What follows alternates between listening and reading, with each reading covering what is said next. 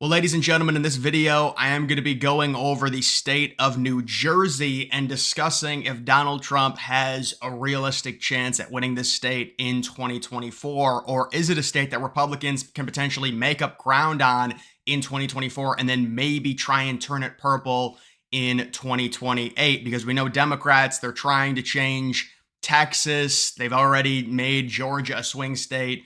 Can Republicans possibly pick off maybe a Virginia, maybe a New Jersey? Certainly at this point, I think everyone expects New Jersey to go to Kamala Harris, although there were some pretty interesting polls back during the spring when it was Biden versus Trump, and Trump had a crazy rally in New Jersey. It might be like his biggest rally he's done this cycle. It was like 100,000 people outside in the spring, and you can see 14 electoral votes. This is 270 to win. They've got it as a safe Harris state. Just looking at the history, this has recently been a heavy Democrat state since 92. It went to the Republicans in the 80s, but recently the overall margins have been very, very similar. Looks like an 18-point margin. I mean, look at this.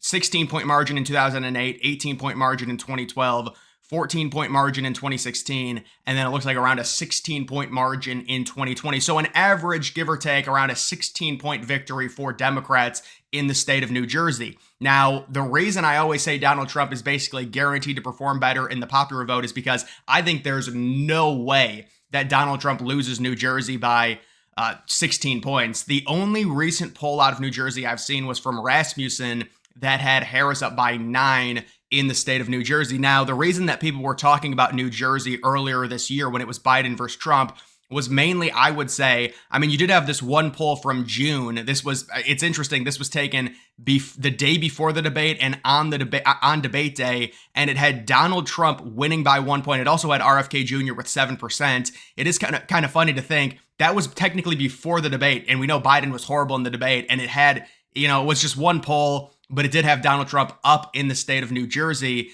You've got two other polls that were done. This was like the RFK Jr. campaign thing that they were trying to do to show that RFK would perform better against Trump than Biden would. And so I think they pulled every single state, but it was just kind of, because that's like Kennedy versus Trump. I mean, that's obviously Kennedy has endorsed Trump. It doesn't matter. And then Biden versus Kennedy, Biden +7. But the other two polls, you do have Emerson that has Biden up by 5, and then just Biden Trump head to head, Biden up by 6. Now, obviously you can see, 46% to 39%. You're going to get more people deciding rather than there being that many undecideds. But still, being up by 6, being up by 5, it's not to where we've seen it with New Jersey. I mean, New Jersey, it's been around 16 to an 18-point victory for Democrats. At this point, I would say Harris will win the state, but probably somewhere around 7 to 10 points if I had to guess New Jersey. So if Trump lost the state by 16 points in 2020, he'll probably lose it by maybe half in 2024. And that's something we're seeing. It's like a trend in many of these states. They're getting more conservative, even the very liberal states like Illinois, like California. I think Trump's going to make up ground in California by at least 4 or 5 points. Obviously, New York, that's a whole thing in and of itself, to where I think New Jersey and New York are kind of comparable. Trump could make up about 8 points in New Jersey, take a 16-point deficit down to an 8-point deficit when you compare 2020 to 2024. And then also in New York, he lost it by 23 points in 2020, not even close in 2024. He'll lose it probably by around 12 points, I would guess. So he's going to cut the deficit in both of those states in half. And maybe even New Jersey is closer. I mean, these are close polls. Unfortunately, these are from March, April, and then the June poll. And at least according to, there's no Trump versus Harris polls that have been inputted here. There was a Rasmussen poll that had Harris up by 9 in New Jersey. But then you can see this is just 538. Obviously, they're going to have Harris with around a 98% chance to win the state. And they apparently don't have any polls in New Jersey. So it'll be interesting. And you can say, this is something I disagree with. And the reason they have this algorithm like this, 538 lacks nuance. I mean, you would think if you're actually a model, you would input the Biden versus Trump New Jersey polls and understand that New Jersey is probably going to lean a little bit more conservative based off of where they were in 2020. I mean, we had a poll that had Trump up by 1 against Biden before the debate, for God's sakes. So you really think that Harris is going to perform to Biden's 2020 levels in New Jersey? It's probably not going to happen, but they've got it as a 15-point win for Harris over Trump, about 57 to 42. I don't think it's going to be that high. I think it'll probably be under 10 points in terms of Trump losing New Jersey. I think the odds of him winning New Jersey are, I mean, listen, if it was Biden, but the thing is with Biden, even that, there's no way the Democrats, I mean, if they lost New Jersey, it would be such malpractice within their party. I mean, it's almost impossible based on partisan leans and the population and the amount it would have to shift. I mean, it would be ridiculous. And Trump's just too polarizing to win a liberal state like that, even though you could argue New Jersey is turning and becoming more Republican. Voter registration signals that Republicans are making up ground in New Jersey. They're making up a lot of ground in New York. So those could potentially be two states down the line. It's stages. It takes time. I mean, look at Texas. Liberals are trying to flip it. It takes time. I think it's very important for Trump to hopefully win Texas by 6 or 7 points to kind of keep that separation from them trying to turn it into a purple state. We saw what happened with Georgia.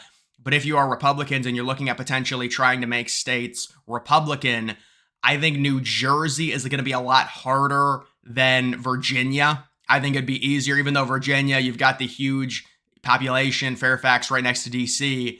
I think Virginia would be easier just based off of where the population is there, the amount of rural areas than New Jersey. But New Jersey is trending more conservative. There's no doubt about it. We just don't have a ton of polls, but it does look like Trump, if you look at this, losing it by 16 points in 2020, it's probably only going to be an 8 or 9 point loss, I would say, in 2024, based off of the polls we have.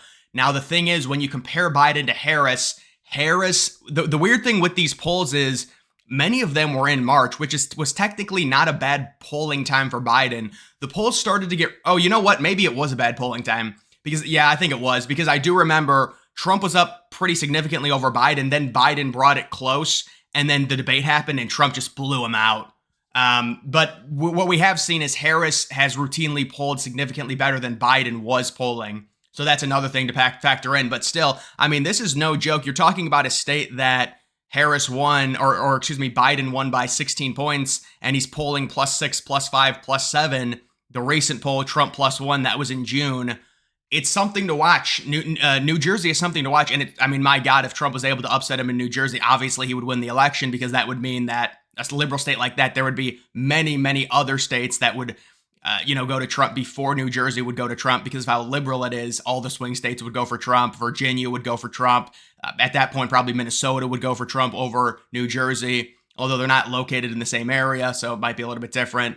You could see maybe New Jersey going. But I think for Trump to win New Jersey in 2024, it would have had to have been malpractice by the Democrats. It's just not going to happen. But what we can expect is for Trump to make up significant ground in the state, along with New York, when it comes to the popular vote. And the popular vote really doesn't matter, but it'd still be nice for Republicans to win the popular vote, especially there's no reason that Trump should lose the popular vote. I understand people don't like him. But it's just like he's such a better candidate than Harris. And with what the Democrats did, how Biden was so bad, they subbed him out. I mean, it's just, that party is such a mess. Trump should win the popular vote. And I think New Jersey should help Trump do that, even though we really don't have recent polls.